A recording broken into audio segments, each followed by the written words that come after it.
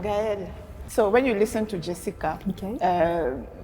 At least when I listened to her, I got the impression that it was very easy to be able to balance the two. Whereas I have the impression that in your own case, things should be much more tough than that.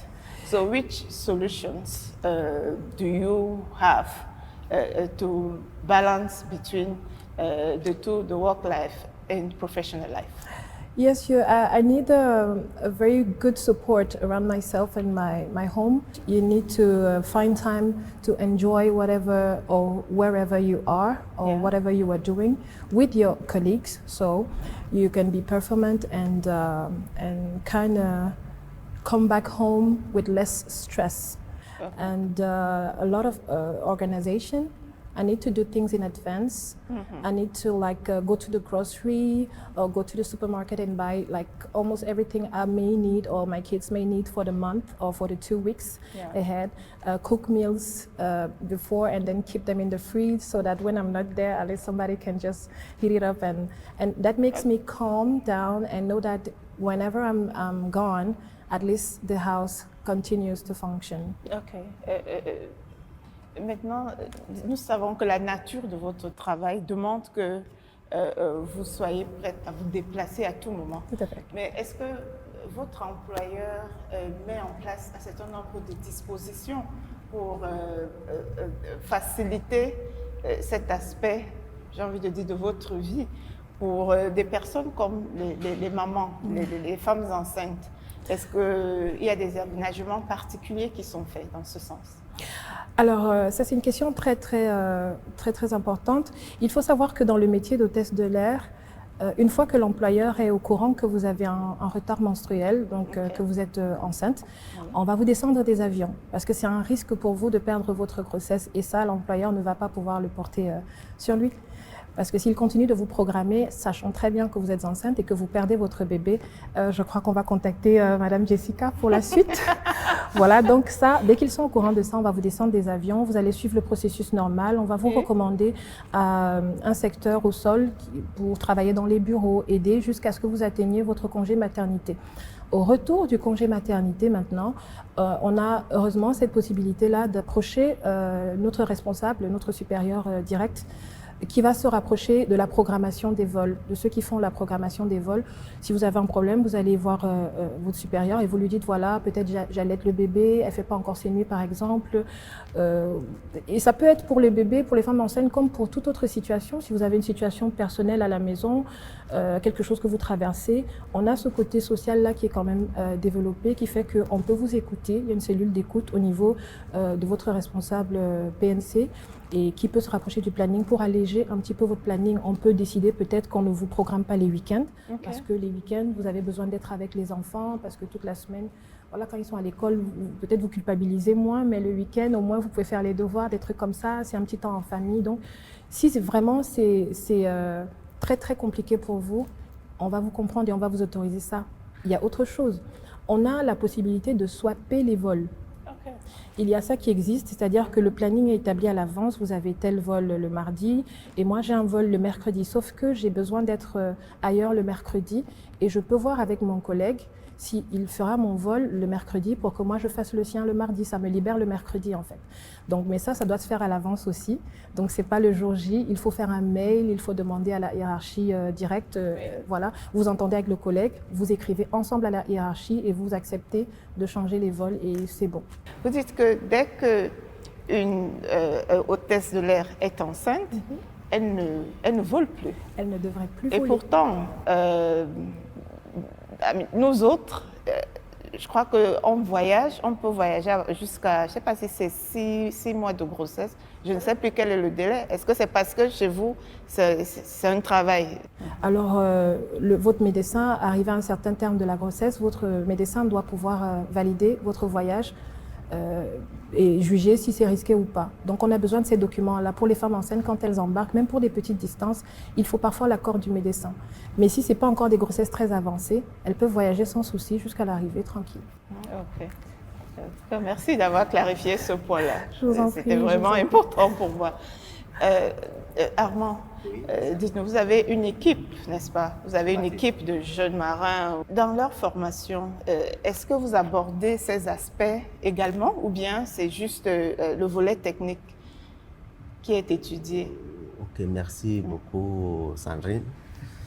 Bon, avec toute l'équipe que j'ai, la première des choses, après chaque navigation, chaque voyage, j'ai besoin du rapport. La première des choses. Des soucis, tout ce qui peut se passer, peut-être le commandant a mal fonctionné avec les membres d'équipage, peut-être le Bosco a réagi mal avec les matelots, j'ai besoin de tous ces rapports. C'est à base de ces rapports maintenant que je donne des conseils. Et après ce conseil, je renvoie le rendez-vous, je peux dire peut-être d'ici 2 jours, repasser au bureau, après avoir causé maintenant avec le commandant. Et celui qui n'est pas apte au niveau du service, j'autorise le commandant de le remettre entre les mains du Bosco. Donc le Bosco doit le former en cours de navigation. Il le forme. Parce que le Bosco est celui qui connaît presque tout à bord du navire, que ce soit la peinture, la soudure, c'est le rôle du Bosco. Et le matelot est comme un manœuvre qui doit être formé avant de grimper les échelons. Donc c'est ça. Merci beaucoup. J'ai une dernière question. C'est la question de la confiance dans le couple, dans les relations, lorsqu'on est comme vous, n'est-ce pas, dans des métiers à forte mobilité géographique. Je crois qu'on ne peut ne pas aborder cette question-là sur un thème comme celui-ci. Est-ce que vous pensez que le fait d'être régulièrement en déplacement peut avoir un impact sur la stabilité du couple ou même l'entrée en relation, tout simplement? Il faudrait qu'il y ait un bon système de communication, un bon système de confiance. La confiance, elle est critique, elle est importante et je pense d'ailleurs que c'est l'élément qui est le plus fondamental dans le cas de ces situations-là, parce que la communication ne résoudra pas toujours tout. Okay. Il y aura forcément des situations ambiguës, oui. Il y aura des moments où vous ne serez pas joignable, il y aura des moments où vous serez dans une conférence téléphonique ou bien dans une réunion. Et si le conjoint, le partenaire, l'époux, l'épouse n'a pas suffisamment confiance en vous pour savoir que vous avez été indisponible parce que vous étiez en train d'assumer votre rôle professionnel, je pense que cela posera de très gros problèmes. Donc, je pense que c'est un sujet qu'il faut adresser de manière transparente. Il faut avoir des conversations vraiment ouvertes et transparentes avec son partenaire, avec son conjoint, son épouse, son époux, oui. Et mettre le doigt sur le sujet. Parce que ne pas en parler fera enfler la situation et à la fin de la journée, la personne concernée va se retrouver dans des situations où le couple peut-être ne va pas supporter, le couple va se déchirer. Donc il faut vraiment qu'il y ait de la confiance entre les deux et c'est dans les deux sens il faudrait qu'il y ait de la communication entre les deux. Et à la fin de la journée, je pense qu'il faudrait également des rapports. Il faut pouvoir mettre l'autre en confiance. C'est-à-dire, on ne demande pas toujours à l'autre de nous comprendre. Moi, je suis en réunion, je suis en call. Mais il faudrait également donner les moyens à la personne avec qui on est de nous faire confiance. Ok.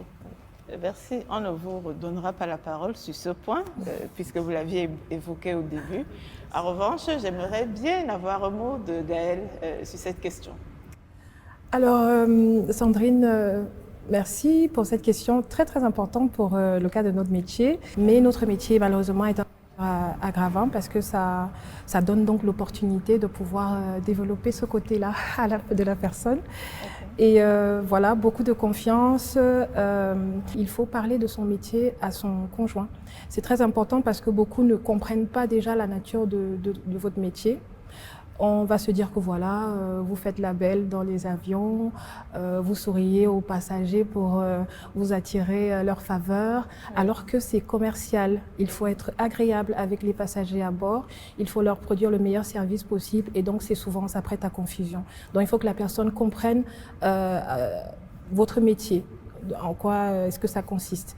Donc après quoi, beaucoup de confiance, expliquez vos plannings, quand vous partez, dites quand vous partez, si vous êtes bloqué, trouvez le moyen à un moment donné d'appeler. C'est vrai que chez nous, À partir du briefing déjà du vol, il est recommandé d'éteindre son téléphone pour ne pas être perturbé par les affaires extérieures, c'est-à-dire les problèmes de la maison, les appels impromptus. Il faut commencer à se focaliser sur quel type d'appareil je vais pratiquer aujourd'hui, comment se manipule la porte, s'il y a un cas d'incendie, est-ce que je vais pouvoir gérer mon extincteur. Donc, il faut se concentrer. Mais si vous êtes à une escale, et que voilà, vous avez mis un peu plus long que prévu au sol, vous pouvez demander à votre chef de cabine, est-ce que je peux appeler à la maison, je voudrais juste me rassurer que les enfants vont bien par exemple, ou alors ce genre de petits trucs, c'est possible.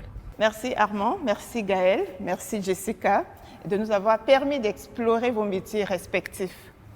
Cher public, lorsqu'on sait que la famille est notre socle, notre bouclier lorsque ça va mal à l'extérieur, et que de l'autre côté, c'est le travail qui nous donne un statut social, qui paye nos factures et, disons-le, nous permet de nourrir notre famille.